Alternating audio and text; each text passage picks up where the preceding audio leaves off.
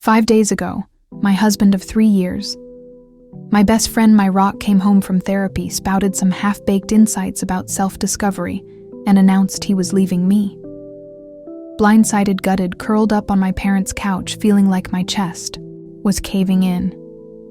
But when I uncovered the real reason, a months-long affair he'd hidden behind his depression, I didn't shatter, I sharpened. And 6 months later, when he showed up at my door, eyes red and voice cracking, begging for forgiveness, I slammed it in his face. This is the story of betrayals, bitter pill, and the justice that made him choke on it. You ready for the turnaround? If you've ever stared at your phone, thumb hovering over a message to the one who broke you, heart screaming, why? This one's for you. Hit like if betrayals sting, hits too close. Subscribe. If you'd like to share your story with our channel, please send it via the email link in the description. And let's unpack this heartbreak to hell yeah journey. Trust me, the payoff? Cathartic. We met in our late 20s at a rainy bookshop cafe in the city. Me buried in a dog-eared romance novel. Him fumbling his coffee order with that lopsided grin that lit up the gloom. Mind if I join? Looks like we both hate the weather, he'd said. And just like that, sparks. 8 years together, 3 married, and it felt like we'd cracked the code on forever. Late night talks till dawn, inside jokes that doubled. Us over weekend hikes where we'd collapse in giggles over nothing. He was the kind one, the guy who'd surprise me with wildflowers after a crap day, rub my feet without asking. Whisper you're my adventure in the quiet hours. No fights that scarred. No red flags waving. We were each other's soft landing, the best friends who chose each other every damn day. Late 30s felt like prime time talks of kids someday. A fixer-upper house we dreamed up over wine. Life wasn't perfect, but with him, it hummed then. 4 weeks before the bomb dropped, he changed. Not a thunderclap, more like fog, rolling in thick and disorienting. Dinner one Tuesday, forks clinking against plates of half-eaten pasta, and he just deflated. I'm unhappy with everything, he muttered, eyes fixed on his napkin like it held state secrets. No joy in work. Friends, even us. I need to isolate, chase what lights me up. My fork froze midair, heart stuttering. Depression? The word lodged in my throat, heavy as lead. I reached across the table, fingers brushing his cold, limp babe. That sounds like depression. Let's get you help, therapy? For you, for us? He nodded, vague, like agreeing to take out the trash. I clung to that nod. Researching therapists that night, palms slick on my phone screen, whispering to the empty kitchen. Well, fix this. We always do. The injustice crept in. Slow, a thief in the night. Our routines frayed. His laughs turned hollow. Echoes, hugs like holding a ghost.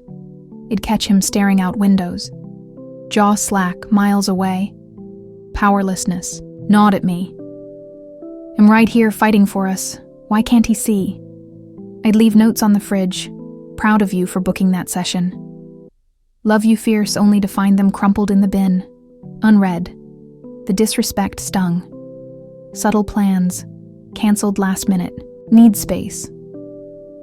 Head text while I paced our bedroom floorboards, creaking under frantic steps, wondering if I was the anchor dragging him down. Betrayal whispered first in the silences, those endless echoing voids where our banter used to be. I was pouring. Everything in calls to his mom for backup, rescheduling my own work to be home more, and getting drips back. We're a team, I'd think, throat tight, folding his laundry with hands that trembled. So, why does it feel like I'm playing solo? That awful month, blurred into a haze of eggshells and echoes. He'd vanish into me time hours at the gym, or drives to clear his head, coming back with sweat-slicked hair and eyes that slid past mine. Our bed? A no man's land is back, a wall of flannel and finality, frustration built like steam in a kettle, whistling sharper each day. I'd cook his favorites, that garlicky stir-fry he used to devour, only for him to poke at it, mumbling, "Not hungry." The air thickened with unspoken accusations. Is it me? The house? Our life? I'd bite my tongue till it bled, because screaming felt like surrender. Instead, I doubled down on hope. Booked our first couples session, sat across from the therapist in that beige office, smelling of chamomile tea, my knee bouncing under. The table, we're here because we love each other, I said, voice cracking, just a hair squeezing his hand. He squeezed back faint. But there, false calm. My brain noted a brief sunbreak in the storm. His shoulders eased. We even laughed once about that disastrous camping trip, years back. Walking out arm in arm under crisp autumn leaves crunching like fragile promises, I breathed. This is it. Turning point 5 days ago. Door clicking shut behind him after another session. He stood in our kitchen, fluorescent hum overhead. Coffee pot still warm from my morning brew. No preamble, just a ramble. Therapy opened my eyes. I need to chase joy, not obligation.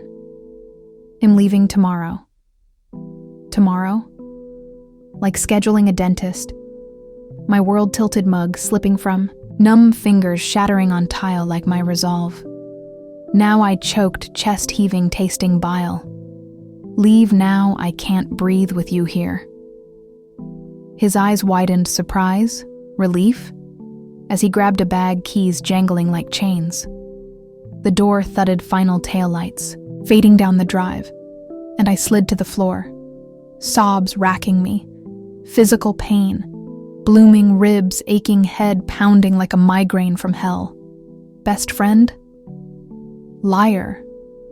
At my parents' by Saturday, curled under quilts that smelled of childhood safety, I messaged. Why? We were us, his reply? Ice, it's over. For good breaking. Point the snap. No more chasing ghosts. Rage flickered through grief. You don't get to ghost me after 8 years. Time to unearth the truth. By day 3, patterns screamed from our shared cloud. Deleted texts, but backups lingered, late-night scrolls through his email drafts. Can't wait to really start to an unknown number. Heart-hammering fingers flying. I traced at her coworker from innocuous team photos. Months of gym nights that weren't. Photos synced wrong. Their hands intertwined at a bar I'd never heard of. The hypocrisy hit like acid, preaching isolation while entangled elsewhere. Manipulative bastard. I seethed, pacing the guest room carpet, muffling furious steps. Arrogant enough to hide in plain sight, gaslighting me with therapy talk while building his escape hatch. Plan crystallized over black coffee notebook pages. Filling consult lawyer, gather evidence. Internal monologue looped. Fear says, stop this poisons you. But craving, justice drowned it. He betrayed our everything. He'll dismantle his facade. No screaming matches, methodical like surgery. Told my sister over hushed phone call, her gasp fueling me. Expose him? Hell yes. Doubt resurfaced at 2 a.m. What if he spins it? Calls me crazy? But I bookmarked a fair recovery forum stealing with stories of women who rose. The web tightened, mutual friends looped in subtly, their shocked whispers confirming rumors. By week's end dossier, thick as a novel, I stared at my reflection, hollow-cheeked but eyes alight, not broken.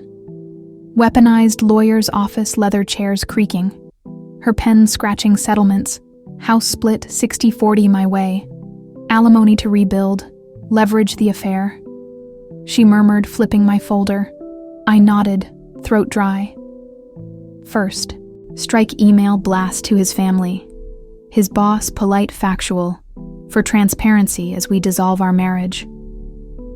Attachments, the proof irrefutable. His phone blew up. I imagined it vibrating in his pocket like Judgment Day. Tense sentences sliced the air.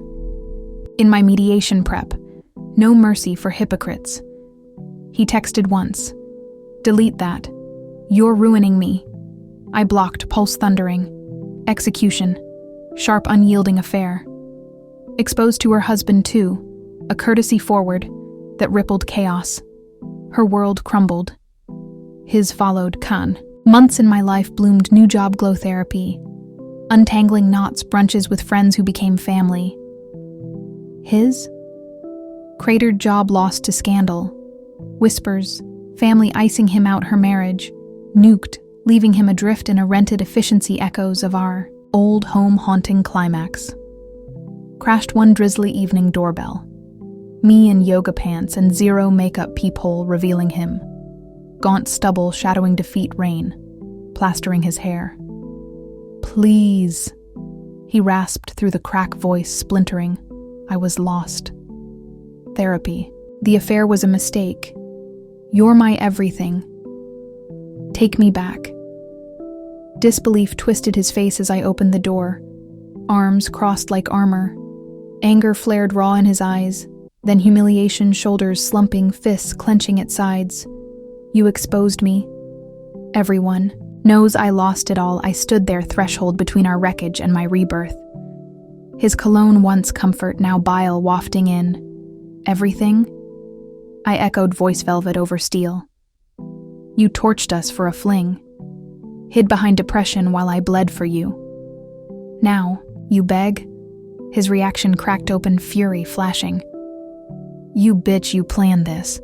Then crumpling to disbelief, tears carving tracks down rain-slick cheeks. I didn't think humiliation swallowed him whole, knees buckling as he gripped the frame, the mighty, authentic self, reduced to a puddle. I didn't yell. Just close the door. Slow click, resounding like a lock on our past inside. I slid down the wall. Breaths ragged. Not sobs, but release. Relief flooded warm as sunlight after eclipse, chest loosening, a laugh bubbling unbidden. Triumph tasted like vindication, not glee in his fall, but power. Reclaimed the powerlessness evaporated. He pounded once, twice, then silence.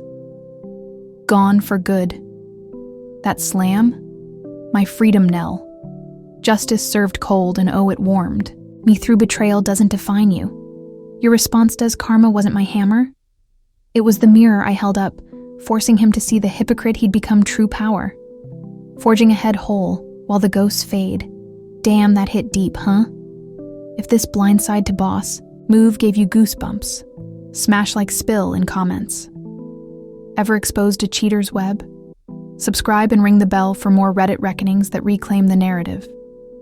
You're not alone. Thanks for riding this wave with me. Catch you next time.